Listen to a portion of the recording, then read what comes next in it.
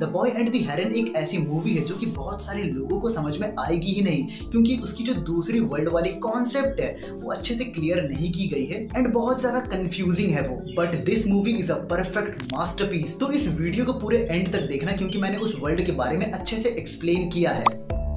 तुम गेस करो थिएटर में कितने लोग आए होंगे? 8। ऑस्कर जीतने वाली आने में काफी बढ़िया सपोर्ट है भाई। खैर मूवी कैसी थी? It was beautiful. मूवी का जो मेन कोर था वो बहुत ही ज्यादा स्ट्रॉन्ग था। बट हाँ, इस मूवी के पास भले ही एक बहुत ही ज्यादा स्ट्रॉन्ग कोर थी, बट जब बात आती है एक्चुअल डिलीवरी की, बहुत सारी ऐसी जगह पर है जहाँ पर ये मूवी लैग करती है, जिसके बारे में आगे डेफिनेटली बात करेंगे। बट उससे पहले इस मास्टरपीस ने जो हमें एक अच्छा टाइम दिया उसके बारे में बात करते हैं। मूवी का मेन प्लॉट ऐसे शुरू होता है कि पैसिफिक वॉर चल रही है, जिसके बीच माहिटो यानी कि हमारे प्रोटैगनिस्ट की मदर एक हॉस्पिटल में एडमिट है। और क्योंकि ये एक वॉर के टाइम चल रही है, तुम्हें पता है क्या होता है, गोला बारूदी चलती रहती है, तो इसकी मदर जिस हॉस्पिटल में है वहां पर आग लग जाती है एंड उसकी मदर की सैडली एंड ब्रूटली डेथ हो जाती है। और ये जो पूरी सीक्वेंस थी, यहाँ पर एक ऐसी शॉट थी जहां पर कि माहिटो हमारा प्रोटैगनिस्ट अपनी मदर को बचाने के लिए जाता है आग के बीच में से, एंड वो सीन में जो एनिमेशन और जो साउंड डिजाइन फूका गया है ना भाई, आजकल की ये so called new generation anime जो फाइटिंग सीन्स दिखाते हैं उनसे लाख गुना ज्यादा इंटेंस थी। इवन एनिमेशन भी बेटर थी। एंड उसकी मदर की डेथ के बाद वो ट्रॉमा में रहने लगा कि भाई उसके आंखों के सामने उसकी माँ मर गई जलते हुए और वो कुछ भी नहीं कर पाया। But on the other hand Mahito का बाप वो अपनी सिस्टर इन लॉ से दूसरी शादी कर लेता है, मतलब कि माहिटो की मदर की बहन से। And obviously Mahito is having a hard time accepting it. ये जो पूरा ड्रामेटिक एंगल है ये मूवी के फर्स्ट हाफ तक चलता है। इसके बाद मूवी के सेकंड हाफ में इंटरेस्टिंग चीजें होना शुरू होती है। ये जो ग्रे हेरॉन है ये माहिटो को कहता है कि तेरी माँ अभी जिंदा है, वो मरी नहीं है। एंड यहीं पर रुक जाओ। जब मैं थिएटर में बैठा था और ये लाइन पास हुई, मेरे दिमाग में बस एक बात आई कि भाई हेरॉन बात कर रहा है। अगर रियल लाइफ में मेरे सामने आके एक हेरॉन बात करने लगे, मैं पहले कंफ्यूज होऊंगा, ये क्या है, कौन है, क्यों है। लेकिन माहिटो ऐसा कुछ भी नहीं। माहिटो के लिए इट्स लाइक कि हाँ ये डे टू डे लाइफ में है, वो डेली तो हेरॉन से बात करते ही रहता है। वो ना तो कंफ्यूज्ड है ना तो शॉक्ड है, नथिंग एल्स। देखो ऐसा बहुत सारी एनिमेस में हमने देखा है कि जो प्रोटैगनिस्ट है वो जानवरों से बात कर सकता है, उनकी लैंग्वेज समझ सकता है, उनको सुन सकता है, बट उसमें एक्सप्लेन किया जाता है कि हाँ देख लो ऐसा है। बट इस एनिमे में हमें इस बात की कोई भी एक्सप्लेनेशन मिलती ही नहीं है। बट हाँ आगे जाकर के हमें डेफिनेटली ये बात बताई जाती है कि हमारे प्रोटैगनिस्ट की जो ब्लड लाइन है वो ब्लड लाइन के सारे लोग हेरॉन की वॉइस को सुन सकते हैं। बट फिर भी भाई अगर एक पर्सन जो कि उस ब्लड लाइन से बिलोंग करता है वो पहली बार जब एक हेरॉन को बोलता हुआ सुनेगा तो भाई एक कंफ्यूजन तो होगा ना। तो वो एक जो पर्टिकुलर सीन है वो कंफ्यूजन वाली वो एनिमे में है ही नहीं। वो ऐसा दिखाया गया है कि हमेशा से वो हेरॉन से बात करना नॉर्मल समझता था। अब अगर स्टोरी में आगे बढ़े तो अगर तुम्हें ऐसा लग रहा है कि हमारा जो प्रोटैगनिस्ट है वो अपनी मदर की सर्च में आगे एक एडवेंचर पर जाएगा, तो नहीं, तुम एकदम गलत हो। एक्चुअली सही भी हो बट गलत भी हो। अब माहिटो की जो करंट मदर है, मतलब कि माहिटो के पापा की सेकंड वाइफ, वो अचानक से एक दिन जंगल भाग जाती है, पता नहीं क्यों, किसी को नहीं पता। और उसे जाते हुए बस माहिटो ने देखा है एंड बाकी सारे लोग परेशान है कि वो गायब कहाँ हो गई। देन माहिटो और एक ओल्ड लेडी जंगल में जाते हैं उसके पीछे उसको ढूंढने के लिए। फिर यहाँ से मूवी बहुत ज्यादा क्रेजी हो जाती है। हमें देखने को मिलती है एक दूसरी वर्ल्ड जहाँ पर की टाइम अलग फ्लो करती है, उस वर्ल्ड के रूल्स अलग है। ऐसा तो बहुत सारे एनिमेज और लाइव एक्शन में भी है, इसमें नया क्या है? बट एक्चुअली ये नया है। देखो सबसे पहले तो हमें ये बात कन्वर्सेशन से पता चलती है कि ये जो वर्ल्ड है ये एक्चुअल वर्ल्ड के नीचे एग्जिस्ट करती है। अब इस वर्ल्ड में हमें कुछ स्पेशल क्रिएचर्स दिखाए जाते हैं जिनको कि कुछ लोग फीड करते हैं, उनको पालते हैं, उनका ध्यान रखते हैं। एंड फिर आगे जाके ये बात रिवील होती है कि ये जो छोटे छोटे क्रिएचर्स है ये मैच्योर होने के बाद जो रियल वर्ल्ड है वहां पर एज पर्सन बर्थ लेते हैं, एज पर्सन या फिर कोई भी अलग creature. And that was literally fascinating. And इस वर्ल्ड में हमें फूड चेन से रिलेटेड बहुत ही क्रूशियल चीज देखने को मिलती है, जहाँ की इस वर्ल्ड के जो हेरॉन्स है वो उन स्पेशल क्रिएचर्स को खाते हैं जो कि आगे जाकर के बर्थ लेने वाले हैं, जिनके खिलाफ ऑब्वियसली हमारा प्रोटैगनिस्ट है। बट लेटर ऑन एक कन्वर्सेशन के दौरान एक हेरॉन हमारे प्रोटैगनिस्ट को बताता है कि इस वर्ल्ड में लिटरली हेरॉन्स के खाने के लिए कुछ भी नहीं है। जो सीज है वो कर्स्ड है, उनकी कोई भी मछली वो नहीं खा सकते। तो उनके पास बस एक ही ऑप्शन बचता है, अगर वो भूखे नहीं मरना चाहते तो, कि उन्हें उन स्पेशल क्रिएचर्स को खाना पड़ेगा। And that's a brutal reality in the real world too, क्योंकि भाई सर्वाइवल के लिए एक जानवर दूसरे जानवर को खाएगा ही।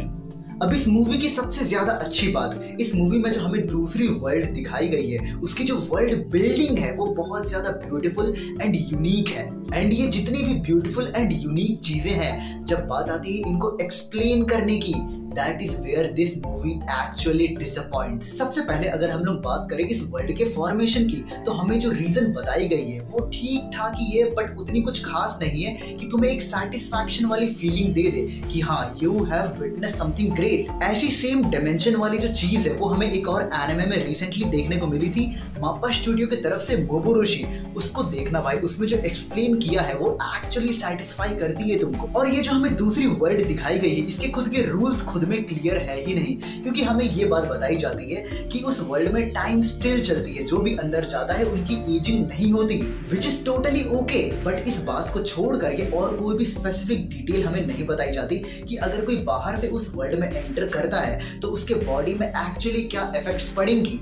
बट जब वो वर्ल्ड डिस्ट्रॉय होती है तो हमें देखने को मिलता है कि वहाँ जो भी क्रिएचर्स है जो कि इंटेलिजेंस होल्ड करते हैं, वो लोग वहाँ से जब एग्जिट करते हैं उस वर्ल्ड से, तो भाई वो लोग नॉर्मल बर्ड्स में कन्वर्ट हो जाते हैं। एंड इस चीज को कभी भी एक्सप्लेन नहीं किया गया कि वो बर्ड्स एक्चुअली में वहां पहुंचे कैसे, या फिर उनकी बॉडी में चेंजेस हुए ही क्यों, क्योंकि टाइम तो स्टिल चल रही थी ना।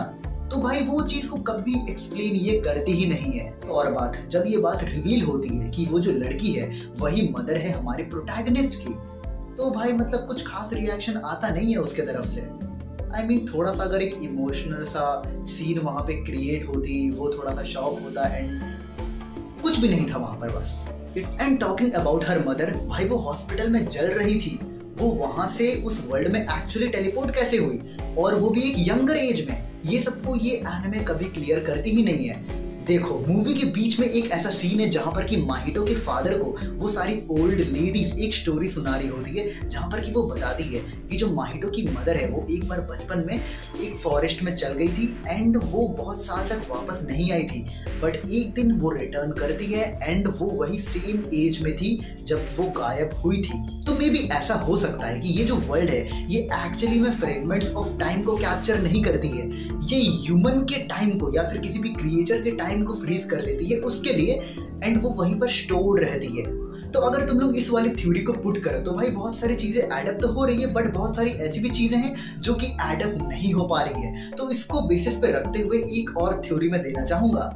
तो मेरी सुप्रीम थ्योरी ये है कि ये जो वर्ल्ड है वो एक्चुअली में एक टाइम मशीन की तरह एक्ट करती है, या फिर टू बी मोर प्रिसाइज एक टाइम गेट, जहां इस गेट के बाहर जो नॉर्मल वर्ल्ड है वो एक्चुअल टाइम है, और जब तुम इसके अंदर एंटर करते हो तो वहां पर टाइम फ्रीज है, कोई टाइम मूव नहीं करती वहां पर। और उसके बाद जो हमने बहुत सारी डोर्स की सीक्वेंस देखी थी, अलग अलग डोर्स अलग अलग जगह पर लीड अप करती है, तो भाई वो अलग अलग डोर अलग अलग टाइम पर हमें पहुंचाती है। जैसे कि हमने देखा था कि हमारा जो प्रोटैगनिस्ट है माहितो, वो एक अलग डोर से बाहर जाता है, और उसकी जो मदर थी अपने यंगर एज में वो एक डिफरेंट डोर से बाहर जाती है। और अगर तुम स्टोरी की कंटिन्यूएशन को ध्यान में रखो तो मैंने तुम्हें थोड़ी देर पहले ही बताया था कि एक ओल्ड एज लेडी हमारे प्रोटैगनिस्ट के फादर को बता रही थी कि कैसे उसकी मदर एक फॉरेस्ट में गई थी और कुछ साल बाद अपनी वही सेम एज में वापस आ गई थी।